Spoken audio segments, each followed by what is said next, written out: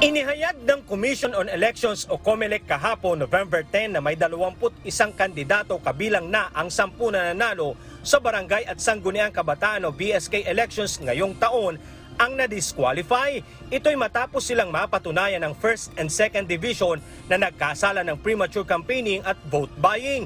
Batay sa datos ng poll body, 17 sa kanila ay hindi na sila maaaring mag-apila at ang hatol ay final at executory na matapos makatanggap ng Certificate of Finality at Entry of Judgment.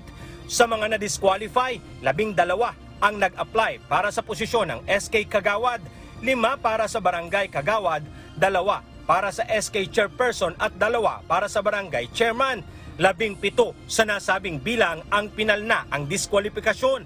3 ang may naihaing motion for reconsideration at 1 ang hinihintay kung maghahain ng apela. Ayon sa COMELEC, commitment ni Chairman George Erwin Garcia na agarang aksyonan ang natitirang 318 motu proprio cases mula noong November 9. Labag ang premature campaigning sa Section 80 na kaugnay ng Section 68 ng Omnibus Election Code kung saan ipinagbabawal sa sinuman na magsagawa ng election campaign o partisan political activity sa labas ng campaign period. Tarlac ang may pinakamaraming na-disqualify na kandidato na may 7, sinundan ng Batangas at Laguna na may 4 bawat isa. May 2 na na-disqualify na kandidato sa Pampanga habang ang Manila, Quezon City, Rizal Province at Maguindanao del Norte Province ay may isa-isang na-disqualify.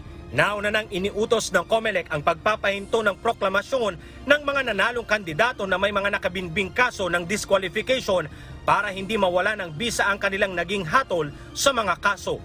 Alan Manansala, UNTV News and Rescue. Diyos ang aming sandigan, serbisyo publiko ang aming pinahahalagahan.